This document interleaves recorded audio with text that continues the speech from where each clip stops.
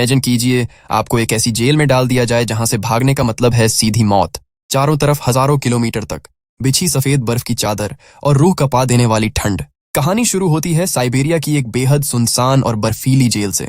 यहाँ कई जर्मन सैनिकों को एक लाइन में खड़ा किया गया है। दरअसल वर्ल्ड वॉर 2 खत्म होने के बाद रूस ने इन जर्मन सोल्जर्स को कैदी बना लिया था। इन कैदियों से दिन रात कोयले की खानों में जानवरों की तरह काम करवाया जाता। अब हैरानी की बात ये थी कि इस जेल की सिक्योरिटी उतनी टाइट नहीं थी। कोई ऊंची दीवारें या कटीले तार नहीं थे, लेकिन फिर भी कोई भी कैदी यहां से भागने की जुर्रत नहीं करता था। इसकी वजह थी इस जगह की जानलेवा लोकेशन। जेल के चारों तरफ जहां तक नजर जाती बस बर्फ ही बर्फ दिखाई देती थी। नक्शे पर देखें तो ये जेल किसी भी इंसानी बस्ती से करीब 14,000 किलोमीटर दूर थी। यानी अगर कोई कैदी भाग भी निकलता तो साइबेरिया की इस जमा देने वाली सर्दी में उसका बचना नामुमकिन था। हजारों किलोमीटर के सफेद रेगिस्तान में भूख और ठंड किसी को भी चंद घंटों में खत्म कर सकती थी। इसीलिए मौत के डर से सब चुपचाप अपनी सजा काट रहे थे। लेकिन उन्हीं कैदियों की भीड़ में एक ऐसा शख्स भी था जिसका दिमाग बिजली की तरह तेज चलता था। उसकी आंखों में एक ही सपना था, अपनी बीवी और नन्ही सी बेटी को एक बार फिर गले लगाना। उस कैदी का नाम था क्लेमन फायरल। क्लेमन को इस नर्क जैसी जगह पर पूरे 25 साल की लंबी सजा काटनी थी, लेकिन वो अपनी आधी जिंदगी इन अंधेरी कोठरियों और कोयले की कालिख में बर्बाद नहीं करना चाहता था। उसके जहन में बस एक ही धुन सवार थी, किसी भी तरह यहां से निकलना है। वो बस सही वक्त के इंतजार में था और फिर किस्मत ने उसका साथ दिया। एक दिन उसे वो मौका मिल ही गया जिसकी उसे तलाश थी। क्लेमन ने हार नहीं मानी। मौका मिलते ही वो चुपचाप एक मालगाड़ी में जा छिपा जो कोयला लेकर जेल से बाहर जा रही थी। जैसे जैसे ट्रेन आगे बढ़ी वो उस कैद से दूर निकलता गया। जेल की उन दमघोंटू दीवारों से बाहर निकलते ही उसने ऊपर देखा। खुले आसमान में चमकते सितारों को देख उसका मन खुशी से भर आया। उसे लगा कि वो आजाद हो चुका है, लेकिन ये खुशी बस कुछ ही पलों की थी। जल्द ही उस मालगाड़ी को एक सुनसान जगह पर रोक लिया गया। क्लेमन ने घबराकर बाहर झांका तो सामने एक रूसी सैनिक हाथ में बंदूक ताने खड़ा था। उसकी किस्मत ने ऐन मौके पर दगा दे दिया और वो दोबारा पकड़ लिया गया। जेल से भागने की इस हिमाकत के लिए उसे रूह कंपा देने वाली सजा मिली। इस बार उसे किसी कोठरी में नहीं बल्कि एक ओपन एयर सेल में डाल दिया गया। इसके ऊपर कोई छत नहीं थी, बस खुला आसमान और चारों तरफ से आती बर्फीली हवाएं। वहां ठंड इतनी ज्यादा थी कि क्लेमन का पूरा शरीर पत्थर की तरह जमने लगा। मुश्किलें यहीं खत्म नहीं हुई। रात में ऊपर से तेज बारिश होने लगी जिसने उसका बचना और भी मुश्किल कर दिया। उसे वहां कुछ घंटों के लिए नहीं बल्कि पूरे 2 दिनों तक उसी हालत में छोड़ दिया गया। हड्डियां गला देने वाली उस ठंड और लगातार गिरती बारिश के बीच क्लेमन मौत से लड़ता रहा। 2 दिन बीतने के बाद अगली सुबह जेल का वार्डन वहां पहुंचा और उसने क्लेमन को सेल से बाहर निकाला।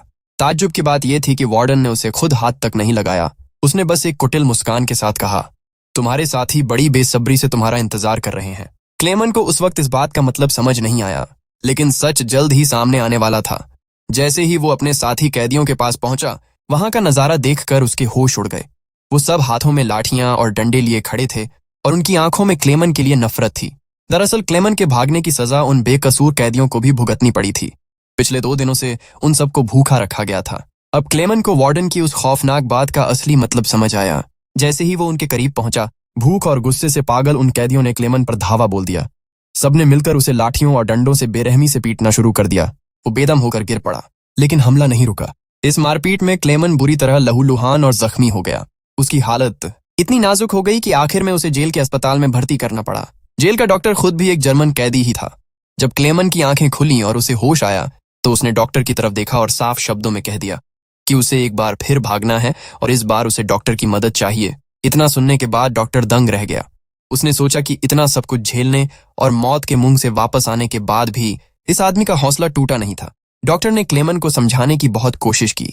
उसने बताया कि इस जेल की दीवारें लांघना नामुमकिन जैसा है और अगर वो बाहर निकल भी गया तो साइबेरिया की ये बर्फीली ठंड उसे जिंदा नहीं छोड़ेगी। डॉक्टर कुछ देर खामोश रहा, फिर गहरी सांस लेते हुए बोला, सच तो ये है कि अगर तुम यहां से नहीं भागे तब भी तुम्हारी मौत पक्की है। उसने क्लेमन को हकीकत बताई कि जिन कोयले की खानों में वो लोग काम करते हैं वहां की हवा में जहर है।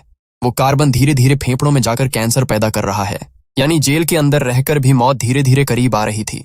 यही सब सोचकर डॉक्टर का मन बदल गया।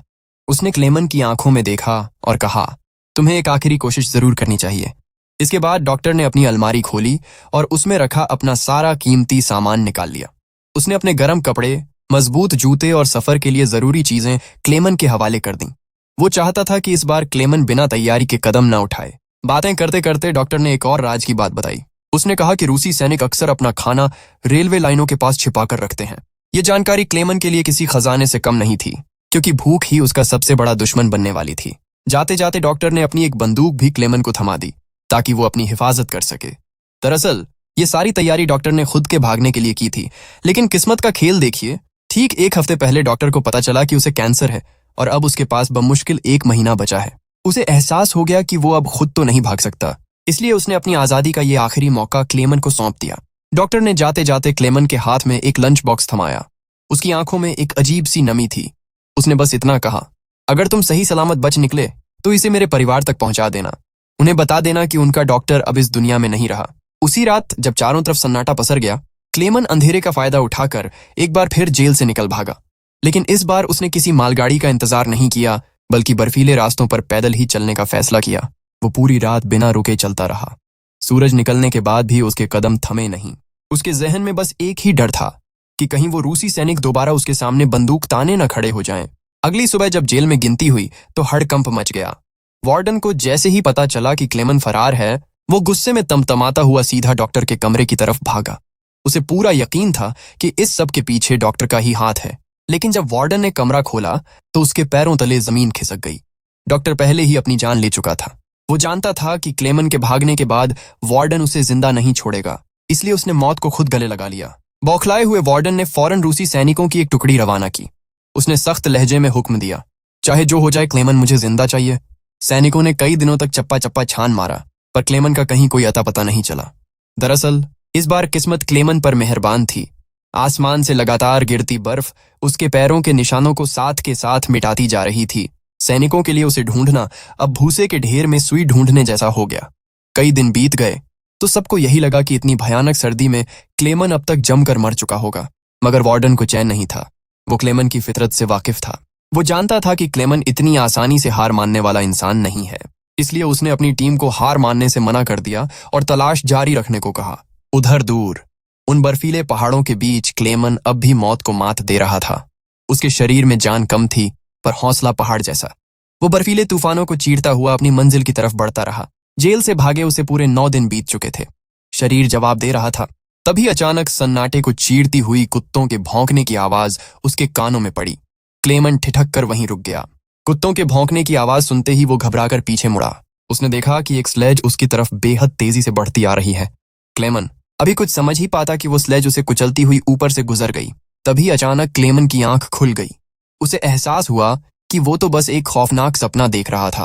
असलियत इससे भी कहीं ज्यादा डरावनी थी। उसे जेल से भागे पूरे 9 दिन बीत चुके थे और अब उसके पास खाने का एक दाना भी नहीं बचा था। भूख और बेतहाशा थकान की वजह से उसका शरीर अब बस एक ढांचा बनकर रह गया था। हर बढ़ता कदम अब उसे पहाड़ जैसा भारी लगने लगा। लेकिन क्लेमन का इरादा अब भी पत्थर की तरह मजबूत था। वो खुद को घसीटता हुआ बर्फीले रास्तों पर आगे बढ़ता रहा। पर आखिर एक इंसान का शरीर कितनी मार झेलेगा। कुछ दिन और बीते और आखिरकार क्लेमन की हिम्मत जवाब दे गई। भूख और कमजोरी ने उसे ऐसा घेरा कि वो वहीं बर्फ पर बेसुध होकर गिर पड़ा। कई घंटों तक वो वहीं बेहोश पड़ा रहा। जब दोबारा उसकी आंखें खुलीं तो उसे पास से ही कुछ अजीब सी आवाजें सुनाई दीं।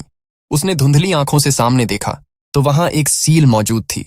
उसे देखते ही क्लेमन की मरी हुई उम्मीदें फिर से जाग उठीं। उसने कांपते हाथों से अपनी बंदूक निकाली। वो पूरी ताकत लगाकर निशाना साधने की कोशिश करने लगा ताकि उसे मारकर अपनी भूख मिटा सके। लेकिन हाथ इतने ज्यादा कांप रहे थे कि गोली चूक गई और वो सील वहां से भागने लगी। कई दिनों के बाद क्लेमन को जिंदा रहने का एक रास्ता दिखा था, इसलिए वो इस मौके को हाथ से नहीं जाने देना चाहता था। वो फौरन उस सील के पीछे भागा, लेकिन तभी एक बड़ा हादसा हो गया। दौड़ते दौड़ते अचानक पैरों के नीचे की बर्फ चटक गई। अगले ही पल क्लेमन सीधे बर्फ की तरह ठंडे पानी में जा गिरा। इस हादसे में उसके पैर में गहरी चोट भी आई, पर मौत का डर उस दर्द से कहीं बड़ा था। वो किसी तरह जूझते हुए पानी से बाहर निकला और लंगड़ाते हुए दोबारा उस सील का पीछा करने लगा। अब क्लेमन दोबारा निशाना लगाने ही वाला था कि तभी वो सील चालाकी से एक बड़ी चट्टान के पीछे जा छिपी। क्लेमन ने हार नहीं मानी। वो दबे पांव धीरे धीरे उस चट्टान की तरफ बढ़ा और कुछ ही पलों में उसने उस सील को दोबारा अपनी नजरों के सामने पा लिया। अब उसके और उसकी मंजिल के बीच बस एक आखिरी सही निशाने की दूरी थी। वह सील पानी में छलांग लगाने ही वाली थी कि तभी क्लेमन ने अपनी आखिरी गोली चला दी। इस बार किस्मत ने उसका साथ दिया और निशाना सीधा जाकर सील को लगा। सील को ढेर होते देख क्लेमन की खुशी का ठिकाना नहीं रहा। अब उसे समझ आ गया था कि अगले कुछ दिनों तक उसे खाने की फिक्र करने की जरूरत नहीं पड़ेगी। कई दिनों के भूखे क्लेमन ने वहां पेट भरकर खाना खाया। शरीर में थोड़ी जान आई तो उसने थोड़ा आराम किया और फिर से अपने उसी लंबे और थका देने वाले सफर पर निकल पड़ा। सफर बहुत मुश्किल था क्योंकि वो बिल्कुल अकेला था। दूर दूर तक नजरें घुमाने पर भी सिर्फ सफेद बर्फ ही नजर आती। सन्नाटा इतना गहरा था कि कोई भी इंसान अपना मानसिक संतुलन खो दे। इसीलिए क्लेमन चलते चलते खुद से ही बातें करने लगा। वो बार बार अपनी बीवी और बेटी को याद करता और खुद को याद दिलाता कि उसे हार नहीं माननी है। हर थोड़े समय बाद वो अपना कंपास निकालता और रास्ता चेक करता। उसे पता था कि इस बर्फीले वीराने में एक छोटी सी गलती भी उसे रास्ता भटका सकती थी। इसी तरह दिन बीतते गए और देखते ही देखते 2 महीने गुजर गए। 2 महीने तक बर्फ में भटकने के बाद अचानक क्लेमन की नजर उस सफेद मैदान के बीच खड़े एक छोटे से पेड़ पर पड़ी। उस मरुस्थल जैसी बर्फ में उस हरे पेड़ को देख क्लेमन खुशी से पागल हो गया। वो भाग कर गया और उस पेड़ को ऐसे गले लगा लिया जैसे वो उसका कोई पुराना दोस्त हो। दरअसल वो पेड़ इस बात का सबूत था कि अब वो अंतहीन बर्फीला मैदान खत्म हो चुका है। इसका मतलब था कि अब उसके सामने जंगल शुरू होने वाला था। जैसे जैसे वो आगे बढ़ा, नजारा बिल्कुल वैसा ही होता गया जैसा उसने सोचा था। बर्फ का साम्राज्य पीछे छूट रहा था और सामने एक घना जंगल नजर आने लगा। इतने महीनों बाद खुद को बर्फ से बाहर पाकर उसकी आंखों में आंसू आ गए। उसने फौरन जंगल से सूखी लकड़ियां इकट्ठी की, आग जलाई और महीनों बाद पहली बार बिना किसी डर के चैन की नींद सोया। लेकिन उसे अंदाजा भी नहीं था कि अगली सुबह उसके लिए कितनी खतरनाक होने वाली है। वहीं दूसरी तरफ उस सन की वार्डन ने अब भी हार नहीं मानी थी। वार्डन ने अपनी सर्च पार्टी को कड़े निर्देश दिए कि 500 किलोमीटर के दायरे में आने वाली हर एक जगह को छान मारा जाए। उसे क्लेमन हर हाल में चाहिए था। उधर क्लेमन अपनी धुन में जंगल के बीच से आगे बढ़ रहा था। तभी अचानक मौसम ने करवट ली और देखते ही देखते एक भयानक बर्फीला तूफान वहां पहुंच गया। चारों तरफ धुंध छा गई और क्लेमन एक बार फिर मौत के घेरे में फंस गया। तूफान इतना खौफनाक था कि बड़े बड़े पेड़ तिनकों की तरह जड़ से उखड़कर गिरने लगे। क्लेमन ने हार नहीं मानी और लड़खड़ाते हुए आगे बढ़ने की कोशिश की, लेकिन तभी एक विशाल पेड़ टूटकर सीधा उसके ऊपर आ गिरा। क्लेमन की किस्मत वाकई बुलंद थी। उसी शाम वहां से 2 अजनबी गुजर रहे थे जो सोने की तलाश में उस दुर्गम इलाके में आए थे। उन्होंने मलबे में दबे क्लेमन को देखा और फौरन उसकी मदद की, जिससे उसकी जान बच गई। इसके बाद वे तीनों एक साथ आगे बढ़ने लगे। कई दिनों के लंबे और थका देने वाले सफर के बाद आखिरकार वो अंतहीन बर्फीला मैदान पीछे छूट गया। अब उनके रास्ते में एक चौड़ा दरिया था। उसे पार करने के लिए उन्होंने सूखी लकड़ियों को जोड़कर एक छोटी सी कश्ती बनाई। जब वे उस कश्ती पर सवार होकर लहरों के बीच से गुजर रहे थे तो बातों का सिलसिला चल पड़ा। वे एक दूसरे को अपने बचपन की यादें और पुरानी कहानियां सुनाने लगे। लेकिन तभी अचानक पानी का मिजाज बदल गया। दरिया का बहाव इतना तेज हुआ कि उनकी छोटी सी कश्ती डगमगाने लगी। अगले ही पल संतुलन बिगड़ा और उनका एक साथी सीधा गहरे पानी में जा गिरा। उसे तैरना बिल्कुल नहीं आता था, इसलिए वो हाथ पांव मारने लगा और तेजी से डूबने लगा। ये देखते ही क्लेमन ने एक पल की भी देरी नहीं की और ठंडे पानी में छलांग लगा दी। तेज लहरों के बीच क्लेमन ने पूरी ताकत झोंक दी। उसने डूबते हुए आदमी को कसकर पकड़ा और जूझते हुए उसे किनारे तक ले आया। काफी मशक्कत के बाद वो उसकी जान बचाने में कामयाब रहा। लेकिन कहानी में एक मोड़ आ गया। उनका तीसरा साथी बेहद लालची निकला। उसे लगा कि ये दोनों अब पानी से जिंदा बाहर नहीं आएंगे, इसलिए वो उन्हें वहीं मरने के लिए छोड़कर अकेला आगे निकल गया। यही नहीं, उसने अपने साथी का सारा सोना भी अपनी जेब में भर लिया। थोड़ी देर बाद जब क्लेमन और उसका साथी किसी तरह घिसटते हुए टेंट तक पहुंचे तो अपने दोस्त की ये गद्दारी देखकर वो आदमी गुस्से से आग बबूला हो गया। गुस्से में उसका हाथ सीधा अपनी बंदूक पर गया और बिना सोचे समझे उसने उस लालची साथी पर गोली चला दी। धोखेबाज साथी वहीं ढेर हो गया। इसके बाद क्लेमन और वो आदमी अपना बचा कुचा सामान समेटकर दोबारा अपनी मंजिल की तलाश में निकल पड़े। दोनों कई महीनों तक बिना रुके बस चलते रहे। उनके मन में बस एक ही उम्मीद थी कि कहीं तो कोई इंसानी बस्ती मिल जाए, कहीं तो कोई मदद दिख जाए। लेकिन वक्त गुजरता गया और देखते ही देखते सर्दियों का मौसम फिर से लौट आया। एक बार फिर उन घने जंगलों पर बर्फ की सफेद और मोटी चादर बिछ गई। क्लेमन के साथी के पास जो सामान था वो काफी ज्यादा भारी था। बर्फ में ढंसते हुए पैरों के साथ उस बोझ को ढोना अब उसके बस से बाहर होने लगा। क्लेमन को उस पर तरस आया और उसने मदद के लिए हाथ बढ़ाया। उसने कहा कि कुछ देर के लिए अपना सामान उसे दे दें ताकि वो थोड़ा आराम से चल सके। लेकिन उस आदमी के दिमाग में लालच और शक ने घर कर लिया था। उसे लगा कि क्लेमन की नजर भी उसके सोने पर है और वो उसे छीनना चाहता है। इसी शक के पागलपन में उसने क्लेमन पर हमला कर दिया और उसे जोर से धक्का दे दिया। क्लेमन का सिर किसी चीज से टकराया और वो वहीं बेहोश हो गया। थोड़ी देर बाद जब क्लेमन की आंखें खुलीं तो सामने का नजारा देखकर उसके रोंगटे खड़े हो गए। खूंखार भेड़ियों का एक पूरा झुंड उसकी तरफ लपक रहा था।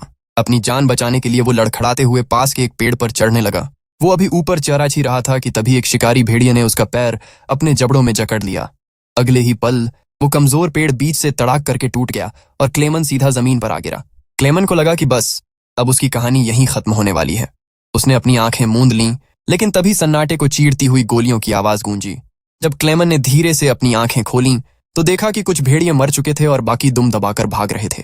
दरअसल उस इलाके के कुछ शिकारियों की नजर उस पर पड़ गई थी और उन्होंने ही ऐन वक्त पर उसकी जान बचाई। वे शिकारी क्लेमन को अपने गांव ले गए, जहां गांव वालों ने बड़े प्यार से उसका इलाज किया और उसे सहारा दिया। बरसों के लंबे संघर्ष, भूख और हाड़ कंपा देने वाली ठंड को मात देकर आखिरकार क्लेमन इंसानों के बीच पहुंच चुका था। इतने सालों बाद अपनों जैसे चेहरों को देखकर क्लेमन की आंखों से आंसू छलक आए। वो कई दिनों तक उसी गांव में रहा और वहां के लोगों ने उसकी खूब खातिरदारी की। लेकिन तभी एक दिन उस गांव में एक सरकारी चिट्ठी पहुंचती है जिसने फिर से खलबली मचा दी। वह चिट्ठी किसी और की नहीं बल्कि उसी सन की वार्डन की थी। उसमें साफ साफ लिखा था कि एक जर्मन कैदी जेल से फरार है और अगर किसी ने भी उसे पनाह देने की कोशिश की तो उसे गद्दार मानकर कड़ी सजा दी जाएगी। खबर सुनते ही क्लेमन के चेहरे पर चिंता की लकीरें खिंच गईं। वो समझ गया कि अब यहां रुकना गांव वालों की जान खतरे में डालना होगा। वो नहीं चाहता था कि उसकी वजह से इन मासूम लोगों को वार्डन का कहर झेलना पड़े। आखिरकार भारी मन से उसे वो गांव छोड़ना पड़ा। जाने से पहले गांव वालों ने भी अपनी दरियादिली दिखाई। उन्होंने क्लेमन को रास्ते के लिए ढेर सारा खाना और साथ में एक शिकारी कुत्ता दे दिया। अब इस अंतहीन सफर में क्लेमन अकेला नहीं था। वो कुत्ता उसका वफादार साथी बन चुका था। अब उसे रातों के सन्नाटे में वो पहले जैसा अकेलापन महसूस नहीं होता था। दोनों कई दिनों तक बर्फीले रास्तों पर साथ साथ चलते रहे। तभी अचानक रास्ते में उन्हें एक पुरानी लकड़ी की फैक्ट्री दिखाई दी। कुत्ता भूख से बेहाल था। वो खाने की महक मिलते ही फैक्ट्री की तरफ दौड़ पड़ा। कुत्ते को रोकने के चक्कर में क्लेमन भी उसके पीछे पीछे फैक्ट्री के अंदर चला गया। वहां काम कर रहे मजदूरों की नजर जैसे ही क्लेमन पर पड़ी, उन्होंने उसे पहचान लिया। वे उसे पकड़कर सीधे फैक्ट्री के मालिक के पास ले गए। वहां क्लेमन ने अपनी आप बीती सुनाई। वो जेल से भागना, वो बर्फ की रातें और वो भूख। उसकी दास्तां सुनकर वहां मौजूद हर शख्स की आंखें नम हो गईं। उन्होंने उसे भरपेट खाना खिलाया और जर्मनी की तरफ जाने वाली एक मालगाड़ी में छिपकर बैठा दिया। ट्रेन की रफ्तार के साथ क्लेमन की उम्मीदें भी बढ़ने लगीं। उसे लग रहा था कि अब बस कुछ ही दिनों में वो अपनी बीवी और बेटी के पास होगा। पर वो इस बात से अनजान था कि फैक्ट्री के मालिक ने गद्दारी कर दी है और उसकी खबर वार्डन तक पहुंचा दी है। उधर स्टेशन पर वार्डन अपने हथियारों से लैस सिपाहियों के साथ बड़ी बेरहमी से क्लेमन का इंतजार कर रहा था। जैसे ही ट्रेन स्टेशन के पास पहुंची, क्लेमन की नजर दूर से ही उन रूसी सैनिकों की वर्दी पर पड़ गई। खतरा भांपते ही उसने एक पल की भी देरी नहीं की और चलती ट्रेन से छलांग लगा दी। बदकिस्मती से सैनिकों ने उसे कूदते हुए देख लिया और चीखते हुए उसके पीछे दौड़ पड़े। क्लेमन अपनी जान बचाने के लिए तेजी से रेल की पटरियां पार करने लगा। हांफते हुए वो बस भाग ही रहा था कि तभी अचानक सामने से एक साया उभरा। क्लेमन ठिठक कर रुक गया। सामने खुद वार्डन हाथ में बंदूक लिए खड़ा था। वार्डन को सामने खड़ा देख क्लेमन के पैरों तले जमीन खिसक गई। उसे लगा कि उसकी सालों की मेहनत, वो बर्फीली रातें और भूख से लड़ना सब बस यहीं खत्म होने वाला है। मौत बिल्कुल उसके सामने खड़ी थी। लेकिन तभी उसका वफादार कुत्ता बिजली की तरह वार्डन पर झपट पड़ा। कुत्ते ने आव देखा न ताव, सीधा वार्डन के हाथ पर दांत गड़ा दिए। बस क्लेमन को वही कुछ सेकंड्स का मौका चाहिए था। वो मुड़ा और अपनी पूरी जान लगाकर भागने लगा। तभी पीछे से एक जोरदार गोली चलने की आवाज गूंजी। क्लेमन ने दौड़ते हुए पीछे मुड़कर देखा तो उसका कलेजा मुंह को आ गया। उसका वो इकलौता साथी, वो वफादार कुत्ता अब जमीन पर बेजान पड़ा था। उसका दिल बुरी तरह टूट गया, लेकिन रुकने का मतलब था फिर से उसी नरक में जाना। वो आंखों में आंसू लिए भागता रहा और सामने दिख रहे एक पुल पर चढ़ गया। ठीक उसी वक्त नीचे से एक ट्रेन गुजर रही थी। क्लेमन ने बिना डरे ऊपर से छलांग लगा दी। इस तरह मौत को छूकर वो एक बार फिर वार्डन की गिरफ्त से बाहर निकल आया। दिन हफ्तों में और हफ्ते महीनों में बदलते चले गए। क्लेमन बस चलता रहा। रुकना जैसे उसकी किस्मत में ही नहीं था। देखते ही देखते साल 1922 आ गया। अब उसे उस काल कोठरी से भागे हुए पूरे 7 साल बीत चुके थे। भटकते भटकते वो सेंट्रल एशिया के एक इलाके में पहुंच गया, जहां एक गांव में मेला लगा हुआ था। मेले की रौनक और खाने पीने की चीजों की खुशबू ने उसे बेचैन कर दिया। भूख तो बहुत लगी थी, पर उसकी जेब में फूटी कौड़ी तक नहीं थी। वो मायूस होकर बस दुकानों को निहारता रहा और मन मारकर आगे बढ़ने लगा। तभी उसकी नजर 2 लड़कियों पर पड़ी जो वहां पैनकेक बेच रही थीं। क्लेमन चाहकर भी अपनी भूख छिपा नहीं पाया। तभी उनमें से एक लड़की का दिल पसीज गया और उसने बड़े प्यार से पैनकेक का एक टुकड़ा क्लेमन की तरफ बढ़ा दिया। क्लेमन को पहले तो थोड़ी हिचकिचाहट हुई, पर फिर उसने मुस्कुराते हुए उसे लिया और बड़े चाव से खाया। वहीं पास में खड़ा एक अमीर आदमी ये सब गौर से देख रहा था। उसे क्लेमन की आंखों में कुछ अलग बात नजर आई। बाद में क्लेमन शांति की तलाश में पास के एक चर्च में चला गया। वो अमीर आदमी भी चुपके से उसके पीछे पीछे वहीं पहुंच गया। असल में वो आदमी भी कभी किसी दौर में कैदी रह चुका था, इसलिए वो क्लेमन का दर्द समझ पा रहा था। उसने क्लेमन को पुलिस के हवाले करने के बजाय उसकी मदद करने की सोची। वो उसे सम्मान के साथ अपने घर ले गया।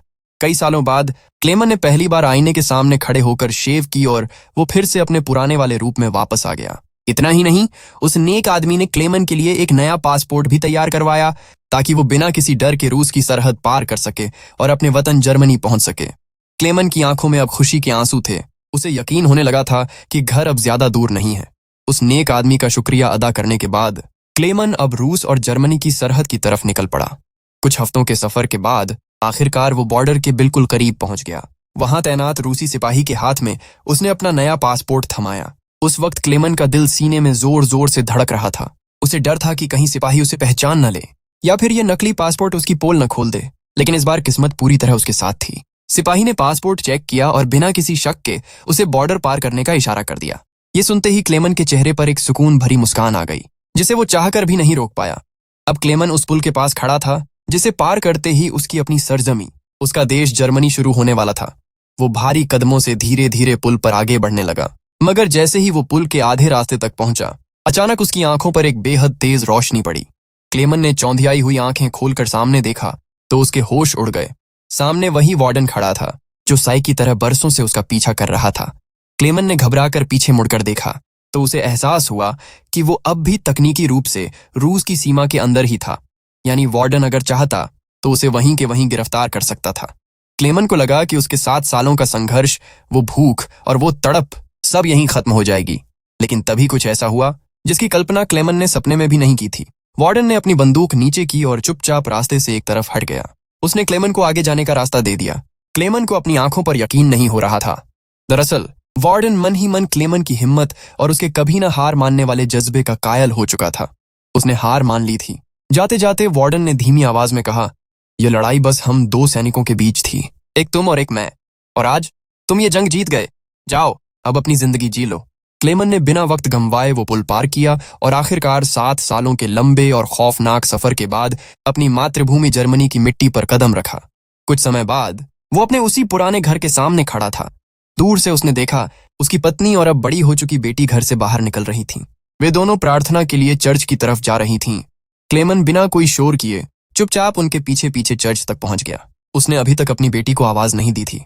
उसकी बेटी ने इतने सालों तक सिर्फ एक ही उम्मीद के सहारे दिन काटे थे कि उसके पिता एक दिन जरूर लौटेंगे। अचानक चर्च के अंदर उसकी बेटी ने पीछे मुड़कर देखा और उसकी नजरें अपने पिता से जा मिलीं। एक पल की खामोशी के बाद वो पहचान गई कि सामने खड़े शख्स और कोई नहीं, उसके पिता ही हैं। वो दौड़कर आई और क्लेमन के सीने से लग गई। अपनी आंखों के सामने पति को जिंदा देख पत्नी की भी रुलाई फूट पड़ी। इतने सालों के दर्द और जुदाई के बाद आखिरकार ये परिवार एक बार फिर साथ था। तीनों एक दूसरे को गले लगाकर रोने लगे। क्लेमन की वो लंबी जंग अब खत्म हो चुकी थी। वो वापस लौट आया था अपनों के पास। और इसी भावुक मोड़ के साथ सच्ची घटना पर आधारित ये फिल्म यहीं खत्म हो जाती है।